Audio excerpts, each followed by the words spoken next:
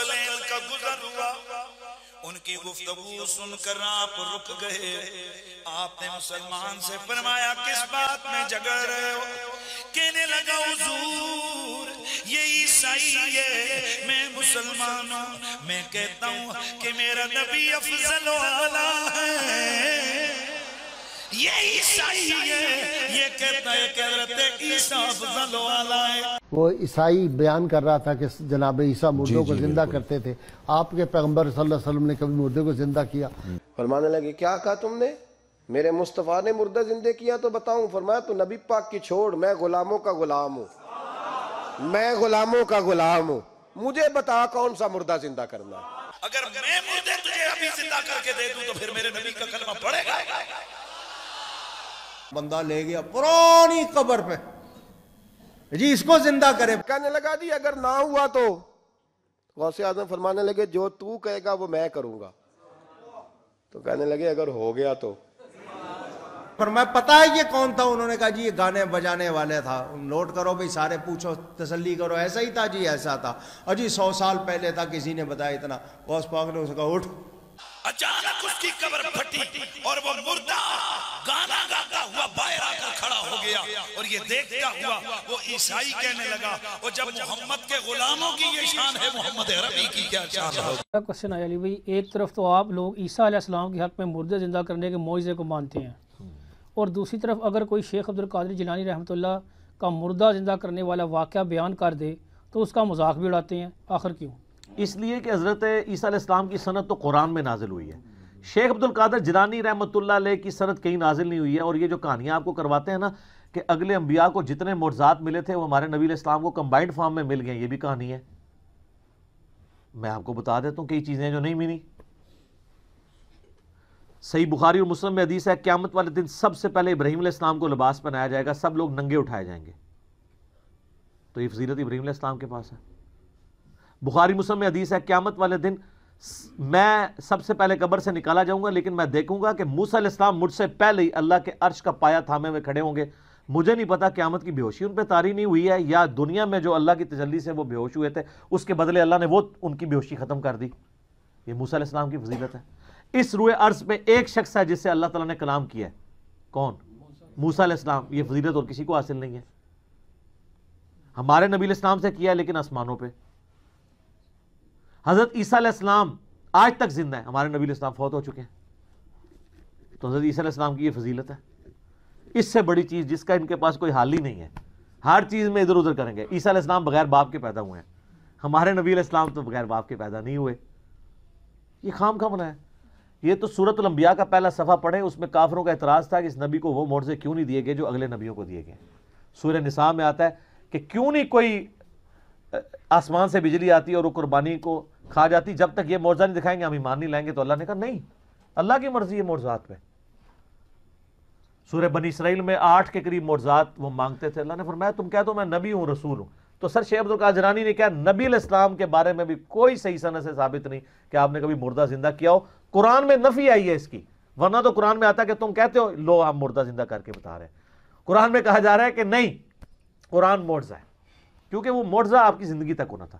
اور پھر اس میں وہ کہتے ہیں کہ شیخ عبدالقادر جیلانی رحمۃ اللہ علیہ نے معجزہ بڑی اس میں شڑول مارتے ہیں جناب. وہ کہتے ہیں کہ انہوں نے عیسائی کو کہا کہ تیرا نبی تو کہتا تھا کم باذن اللہ، میں کم باذنی کہتا ہوں، میرے حکم سے کھڑا ہو جا.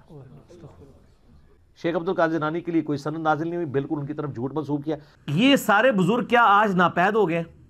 ہم صرف یہ پوچھتے ہیں کہ ان بزرگوں کے بارے میں آپ نے جھوٹ بزرگوں کا سر ہم کرٹیسائز نہیں کر رہے، ٹھیک ہے، ہمارا کوئی لینا دینا نہیں. ان کے نام پہ جو آپ کر رہے ہیں ہم اس کو کرٹیسائز کر رہے ہیں. تو میں اس پہ ایک چھوٹی سی انجینئرنگ کر دیتا ہوں. حضرت جندب ایک صحابی تھے. ولید بن جو عقبہ تھا جو حضرت عثمان کی طرف سے کوفے کا گورنر تھا، اس نے یعنی کوفے کی جامع مسجد میں نا وہ مداری بھی بلوا کے تماشا بھی کرواتا تھا. ٹھیک ہے. تو ایک دن اس نے ایک جادوگر بلوایا ہوا جو جس کا کلیم تھا کہ میں گدھے کے منہ کی طرف سے داخل ہو کے اس کے اخراج والی جگہ سے باہر نکل کے دکھاؤں گا، میں مردے کو بھی زندہ کر دوں گا. یہ واقعہ سلفیوں نے بھی صوفیوں نے بھی سب نے نقل کیا ہے. اس کے بعد اس کی انجینئرنگ نہیں کی، انجینئرنگ ہم کرنے لگے. تو وہ تماشا لگا کے بیٹھا ہوتا ہے وہ جادوگر. وہ پھر وہ کہتا جی لاؤ جی، وہ کہتا جی آپ کو بندہ لاؤ میں اس کو قتل کر کے زندہ کروں گا. تو وہ 2 قیدی پیش کیے جاتے ہیں. تو وہاں پہ وہ صحابی انٹر ہوتے ہیں, وہ کہتے ہیں ولید تیرا ستیہ ناس ہو, یہ تو کیا کر رہا ہے, تیری عقل مانتی ہے کہ اس طرح یہ ہو سکتا ہے؟ وہ صرف ایک دجال والا معاملہ ہونا ہے, وہ بھی ایک دفعہ ہی ہونا ہے, وہ بھی اللہ تعالیٰ نے آزمائش, اس کے علاوہ تو کوئی چیز رپورٹ نہیں ہوئی ہے. تو وہ کہتے ہیں کہ نہیں یہ کر کے دکھائے گا. وہ کیا کرتے ہیں, وہ اس جادوگر کے ہاتھ سے تلوار پکڑ کے اس جادوگر کا سر کاٹ دیتے ہیں وہاں پہ. جادوگر کی سزا بھی یہی ہے, صحیح, وہ کافر بھی تھا اور جادوگر بھی تھا, اور کہا اب اس کو کیا اپنی خود زندہ ہو کے بتائے. ہائے ہائے ہائے, پھکی دی تھی, بالکل صحیح. جڑا مردے نو زندہ کرتا ہے آپ زندہ ہو کے دسے. تو سر اگر یہ سارے بزرگ جو مردوں کو زندہ کرنے والے دعوے ہیں, آپ یہ بزرگ ہمارے سامنے لے آئیں, ہم ان کو شہادت کے رتبے تک پہنچائیں گے, پہلے اسٹامپ پیپر پہ ان سے لکھوائیں گے کہ ہم آپ کو شہادت شہید اس لیے کرنے لگے ہیں کہ آپ تو لوگوں کے مردے زندہ کر سکتے ہو, آپ خود بھی زندہ ہو کے اٹھ جاؤ گے, تو آپ ہمیں اجازت دیں تاکہ کل کو ہمیں جوڈیشری میں تاریخیں نہ بھگتنی پڑے. اس کے بعد ان کو شہادت کے رتبے پہنچاتے ہیں. سر یہ شہید ہونے سے پہلے ہی نا کتاب و سنت کا منہج اختیار کر لیں گے, کہیں گے نہیں انجینئر صاحب ہم بھی آپ کے ساتھ ہی ہیں. یہ کہانیاں تھیں. یہ ہم انجینئرنگ اس لیے کرتے ہیں کہ آپ کے دماغ کھلیں کہ بخاری مسلم میں تو صحابہ کے ایسی واقعات نہیں ملتے, جو کرامات بھی ملتی ہیں. میں نے 4 لیکچر دیے, مسئلہ 131A B C D, جس میں نے صحابہ کی کرامات, نبی علیہ السلام کے معجزات بتائے ہیں جو صحیح سند سے ثابت ہیں. وہ دعائیں ہیں جو اللہ تعالیٰ نے ان کے حق میں قبول کر لی ہیں. اس سے زیادہ کچھ نہیں, کر کے کچھ نہیں دکھا سکتا.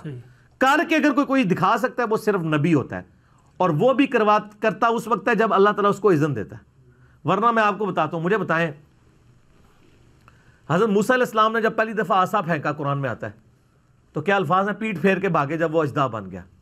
کیوں بھاگے؟ اگر انہوں نے خود بنایا تھا پھر تو انہیں بھاگنا چاہیے تھا, ان کو پتہ ہی نہیں تھا یہ ہو جائے گا. بالکل صحیح. حضرت موسیٰ علیہ السلام کا یہ پہلا ایکسپیرینس تھا. اچھا, اس کے بعد وہ عام ہو گیا, جب بھی ہوتا تھا پھینکتے تھے. لیکن جب وہ بنی اسرائیل کو لے کے سمندری جھیل کے کنارے پہنچے ہیں, پیچھے فرعونی آ گئے, آگے جھیل ہے, تو ساتھی پھر کہنے شروع مروا دیتا جنا موسیٰ. پھر آتے ہیں کہ اللہ تعالیٰ نے وہی نازل کی کہ یہ موسیٰ یہ عصا پانی پہ مارو راستہ بن جائے گا. تو حضرت موسیٰ نے خود کیوں نہیں مار لیا؟ ان کو یہی پتا تھا کہ یہ صرف سانپ ہی بن سکتا ہے, ان کو کیا پتا تھا کہ یہ کام بھی کر سکتا ہے. صحیح, بالکل صحیح. سر قرآن میں سے کیا کیا رزلٹ نکل رہے ہیں, ان کو یہی پتا تھا یہ کر سکتا ہے, اور ان کو پتا تھا یہ وہی کر سکتا ہے جتنا اللہ نے اسے کہا ہوا ہے. میں اپنے مرضی سے اس سے یہ کام نہیں لے سکتا کہ اس نے یہ کام بھی کر دینا ہے وہ, اور اس نے کرنا بھی, کوئی مار کے بھی دیکھ لینا نا سر کچھ بھی نہیں سی ہونا. وہ اسی وقت ہی ہونا تھا جب اللہ نے وہی کے ذریعے اس کو آرڈر کرنا تھا, تو راستہ بنا ہے. اور 10 کمانڈمنٹ فلم میں انہوں نے وہ باقاعدہ سین فلمایا, ٹھیک ہے.